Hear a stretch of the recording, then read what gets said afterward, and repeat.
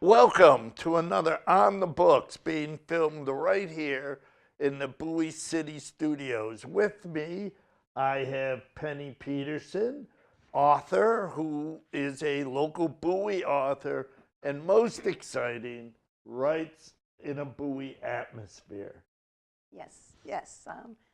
I've lived here since 1980. Grew up in the area in College Park, but lived here since 1980. And when I was thinking about where I would like to place my books, I thought Bowie is just a perfect setting, small town setting. So that's what And I even used. though they're set in Bowie, I did change the names. I would never want anyone to feel that I was targeting no, them. I understand completely. You have been writing for how long? I guess about 12 years now. Started a bit late, 10 years, somewhere around there. Started a bit late in life. I had written some children's stories and things like that for my kids before, but not really. Oh, really? Yeah. Have you tried to publish those? They are published on Smashwords. You can get the e-stories. What is Smashword? I don't know about Smashword. Oh, it's a self-publishing forum for ebooks. And if you can sell them or you can give them free, and it's really a good idea for people who, especially if you have something like a children's story that you've written for your kids, and you would like your grandkids to read it. It's an easy way to do it. They make all the adjustments for the different forums, Kindle and Nook and whatever. So. Well, but what we're here to actually discuss today is a wonderful series of cozy mysteries. I'm not sure how many people out there know what a cozy mystery is. What's your definition, Penny, of a cozy mystery? A cozy mystery is a mystery where there is no violence on the page. Any violence would be done somewhere else, and you just read about it. There are no gory autopsies. There are no gory murders. There's very little sex. There's a bit of romance, perhaps, but very little sex. And generally, but not always, it's an amateur detective. It would be someone, as in mine, two sisters who own a shop and just kind of fall over these bodies. And what's the first book that the two sisters appeared in? The one that you came here, the very first one is Roses and Daisies and Death. Oh My was the very first one. Okay. And we talked about this book on our first interview, and it's wonderful. And the best part about it is that, and this is my view, they've only gotten better. Now, you're more than welcome. They're a fun, easy read. Yes. And is that how they were intended? Yes, yeah. I like a fun, easy read, and that is exactly what I intended when I wrote them. So is there any literary merit? Don't say no, because No, I wouldn't say no. There's not, I think literary merit means, is it an enjoyable read? Is it something someone can pick up, read? Actually, my niece, who was in high school, read it and actually got vocabulary words that she had not heard. So, yeah, I think there's a certain amount of merit. There's a certain amount of merit in any good writing. Right, and the writing is definitely good. Well, thank you. How did it turn into a series? I liked Daisy and Rose. I liked their mother, Angela, the three main characters. And it just seemed fun to put them in another situation. And then I wrote the second book and thought, well, okay, I could find another crazy thing. And in the third book, Pushing Up Daisies, they encounter a ghost. So that sounded like a fun thing to do for me. So Now, Pushing Up Daisies, there's absolutely a ghost, and it reminds me of Crybaby Bridge. I don't know that. You don't know No. the story of Crybaby Bridge? Well, supposedly, at Crybaby Bridge, a distraught mother back in time threw her baby off the bridge. Oh. And if you park your car by Crybaby Bridge late in the evening, Oh. particularly around Halloween, You can hear. you may hear the baby crying. crying. And or there are many versions Yes. of the Yes. Crybaby Bridge story. My daughters, when they were teenagers, were very fascinated by Crybaby. Yes. And the third book, Is Pushing Up Daisies. Pushing Up Yeah. Daisies, reminded me, the ghost incident in the first is, well, as I said in a review that I wrote for LinkedIn, I simply wrote, the writing sparkles. Oh. And it does, because it takes you, it just carries you along. Which brings me to the idea of revision. No one likes revision. No. Are you good enough that you don't do a lot? No, I do. Well, I've gotten less and less with the third book. I do revisions, but I try to write as well as I can as I go along. So I revise each chapter as I go.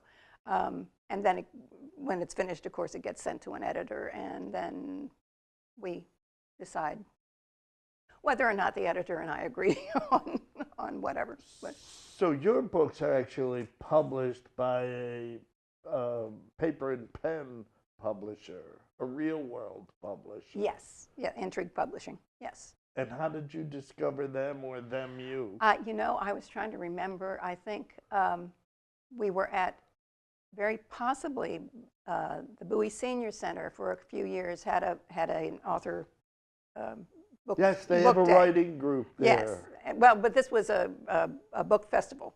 And Okay. I was trying to remember because it was a while ago, but I think that's where I met Austin Camacho, and we got to talking, and he said he would love to see. I had originally self-published the first book, and he said he would love to read it, and would I submit it? And so I did, and they liked it and picked me up, which was pretty nice. What do they do for you that a self-publisher doesn't? Well, they shell out the money. As I've gotten, they actually do the publishing. They pay for the editor. They gave, I get an advance on the material, and they do a certain amount of advertising and promotion. And they gave me new titles for the 3 books this time around. They pay for the artwork. I mean, it's a fairly large investment on their part. And they get a fair share of the gravy. They do. Too. They do, yeah. But they're taking a big risk. As opposed to self-publishing. Yeah, you make a lot more money on the copy. backside of after you've paid for. Right. If you want Editing is very expensive. editing is expensive if you want a good editor, and cover work. The artwork for your cover is expensive. So, it's, but you make more self-publishing. Now, it's the third book. I had a paper copy, but redoing my house. And of course, it got packed away with all the things we were packing away so the house could be redone. And so I ran to Kindle, and I bought one. Oh, thank you. Does that, well, no, I mean, unlike other books on Kindle, it still has a Kindle-like price. I mean, it was $2.99, bang, bang. I have the book wherever I am. I pull out my telephone and can continue reading. Who puts it on Kindle? Intrigue Publishing. They do any publishing, they do it. They're in charge of that end. So And who pays Amazon's cut? it's all done by You the don't- publishing. I don't have anything to do with that end. They take care of all of that. And you like it that way? For right now, yes, I do. Yeah, I like to write a book. I don't like to sell a book. I'm very bad at it, and I don't. I mean, I did first self-publish the first book, and I did a lot more promotion then. But I'm just happy to turn that over to someone How else. do they sell? Not wonderfully any right now. I was Well, we're I hoping. mean, but about the same for each book? I think so. The last time I checked, they actually, with the publication of the third one, sales have picked up. So I've been told that if you have 3 in a series, people Right. get much more interested. Right. So, I've understood and that it's, too. it just came out in December, so we're, hoping it hoping it Hoping takes it off. takes off. Right. Hoping it's an airplane. Yeah. Now you said the publisher changed the titles. No, not the titles, the covers. I got Oh, new covers, okay. which Wow. I like a lot better. But the Is publisher, this the mansion? that's close to what the mansion would look like, yeah. Yeah. And I'm not gonna ask you if it's Bel Air Mansion, but they might. No, it's actually, I work at Riversdale Mansion. Okay. And a lot of it on the inside is kind of based on that because I'm very familiar with it. But no, it's just a beautiful old home in general. Is it it's no longer in private hands though? Right. The owner had to sell it, but she sold it to the Maryland National Park and Planning Commission, so it became a historic home, and it wouldn't Now be. the original home, I got a charge out of the original home, and why the mother had to sell it because of her husband. Oh, yes. Oh, well, yeah. You mean the Yes, first owner back there in those yes. 1800, 17. He was Yes, a gambler. he was a bad boy. He was. All I could think of is Maryland Live when well, I'm not a proponent of gambling. In fact, I'm one of the few people I think in Prince George's County who might have voted no on the referendum because people's lives get ruined. But I'm getting on my soap opera, and I don't want to do that. Actually, I do, but I'm not going to. But the other I opened the book not knowing what to expect. Mm-hmm.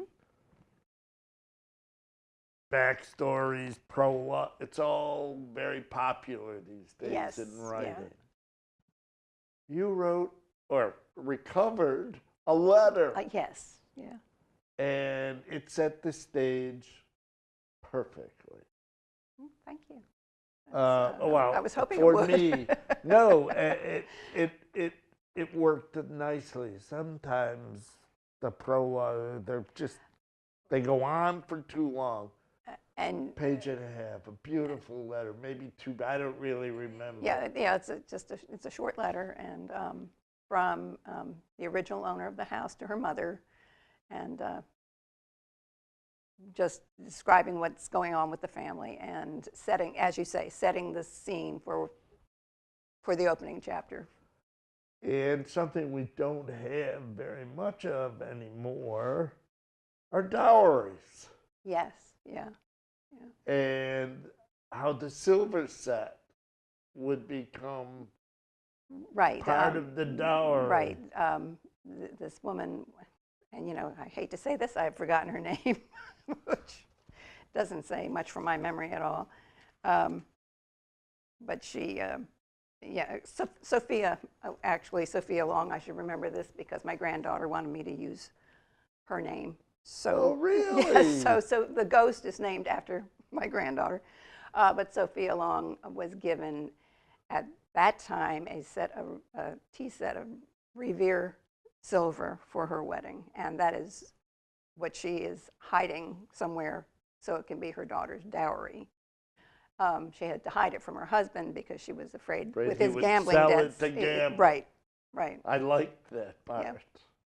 Yeah, he's Now, have you ever read Johnny Tremaine? not for years, but yeah. Oh, well, that was a silver spoon. Yes. He used a broken vessel, and the silver scarred his hand. Right. And so right, he yeah. couldn't be so I thought I made all these connections to me, and actually sort of made the novel historical. Well, I mean, they're historical references for sure. The Revere silver, actually, he made silver.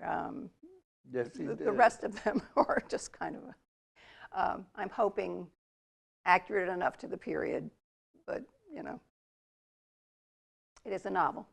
It is a novel, but I don't want to talk about it, but I can't remember the name of the movie where I loved it right up until the end because it had a glaring historical inaccuracy in it. It was the movie, well, I can't remember the name, but it used dynamite before dynamite was invented. Yeah, I would not write a historical novel. I would be afraid. The amount of research I would have to put into it would be pretty unreal to get it right, because that sort of thing annoys me also. So you are planning, and by the way, everyone, I really urge you to try to read the first two before you go to the third one. But it does stand alone. Yeah, they do, yeah. They, it's not like those TV series where they have to put on last week. Right. But the characters develop nicely. Have they taken on a life of their own? Yeah, they've. I've gotten to know them very, very well, and yes, they have. They kind of lead me where they want to go more than I lead them now, I think. Now, as a writer, when you create these characters, are they composites of people? Yeah. Oh yes, yes. It can vary from just the physical appearance. In the first book, I introduced Daisy's ex-husband, Bill, and my ex-brother-in-law. Actually, he was a wonderful guy, but his physical appearance is what it was. That's what I wanted the character to look like, and I don't want anybody to get the wrong impression, because that was not what my brother-in-law was like. But that's what the character looked like. So it can be anywhere from simply visually saying, this is what I want it to look like, to Daisy and Rose are both composites of my sisters and me. Just a lot of our personalities. How many sisters do you have? 4. Oh, okay. So you come from a large family. Yeah. Any brothers? I had a brother. We lost him in Vietnam. But I'm sorry to hear that. But thank you. But we have 4 sisters, and we're all pretty close, and varied enough in personality that we can do some fun things. And if does your mother recognize Angela? My mother's gone, unfortunately, but which is unfortunate, because I think she would love these books. My mom and my best friend's mom and my mother-in-law, who is still with us, they're the composite of Angela. They are 3 women who together could be Angela. They could do anything. Well, that's great. Yeah. Now, if I remember back to your first appearance on the show,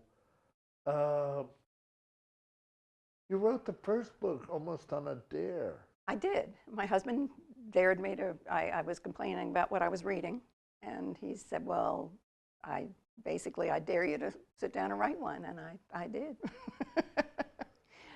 Started out just as a, a hobby. A lark.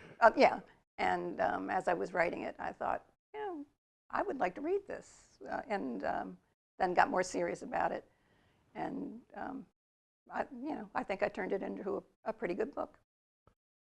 And is the series over? I had thought it might be. This year has been a hard year for our family, so I have not done any writing. But I just was asked to join a critique group, and I. But where? It's a group that meets in Annapolis, and I had our first meeting. The first meeting that I went to was last Thursday, and I thought, well, this gave me the impetus. So I've got my first 500 words. It's not much, but I've got the plot. And the first 500 words written, and I think, yes, I would like to go ahead. Yes, I've always liked writing groups. I mostly like the social aspects of them. I like the social aspect, but for me right now, this is just impetus to get going again. Kind of keeps you honest, keeps you writing, keeps you interested. Now, how do you write? By machine or by hand? No, but on the computer. Has to be my computer, has to be my desk, and has to be quiet. Okay, and do you simply use word processors, or there are authors stuff out there? I know, and my daughter she writes a lot of fan fiction. She uses all of that. I can't. I use Word. I just type. I have all my notes by hand.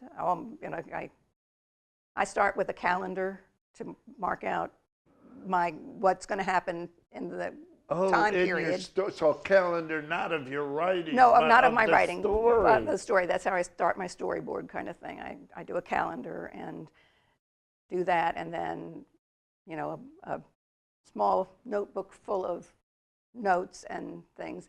And it's funny when I finished writing the book, I went back and started reading some of the notes and thought, I didn't put that in, and where did that come from? And so they're just all these ideas. They're handwritten in one place, but the writing I do on the computer. Now, from our talks beforehand, you tend to revise as you go. Yes. Rather than revise at the end. Yeah, I do. I am a pantser. I write, as I said, the characters kind of take over. So what I do is outline the chapter after I've written it.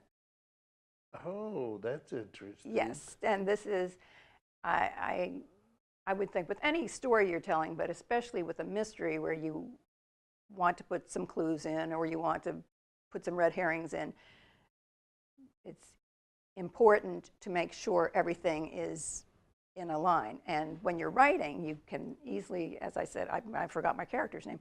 It's easy to forget what you've had it in your head, you've written a note, you think you put it in, and then you write it and you're going along and realize you haven't put it in, or you've put in too much. So what I do is outline after I've written the chapter and then make sure the outline goes. Now you say your daughter writes fan fiction. Do you write any? No. Tell her to come on the show. I'd love to talk with someone about fan fiction. Oh, okay. I will.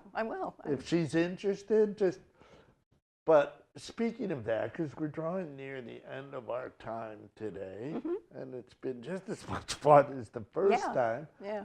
I understand you're celebrating St. Patrick's Day in a special way this year. I am. I'm going to be at Barnes & Noble in Bowie on St. Patrick's Day from 11 to 4, and I would love to see a lot of people come out. It would be fun. So that's March the 17th. Right. And right here in Bowie, right here in at Bowie the Town. local Barnes & Noble. Right, Bowie Town Center, right. I spend a lot of time in the Barnes & Noble. Yes, it's a lovely store. And in my new house, I'm getting floor-to-ceiling bookcases. Ooh. I'm so happy that I won't have to be stuffing my books out in the garage anymore. But, and so what will happen at Barnes and Noble? Just a typical book signing? I believe, that's what I was told, just a typical book signing. I think I'll be there alone, actually, that day. I think there's one in May where there will be a group of us, but on March 17th, I think I will be the only author. Is your book available at Barnes Yes. and Noble? And it's available on Amazon? And Barnes and Noble online also. Yeah. Okay. So it's formatted for both the Nook and the Kindle. Yes, yes. And wow, we're very happy that you could come. And let's see, what could they call the TV series? I don't know. Murder in the Daisies. Oh, But the new Angela Lansbury. yeah, sure. Why not? So, are you in any other writing groups? Not right now. How did you discover the writing group?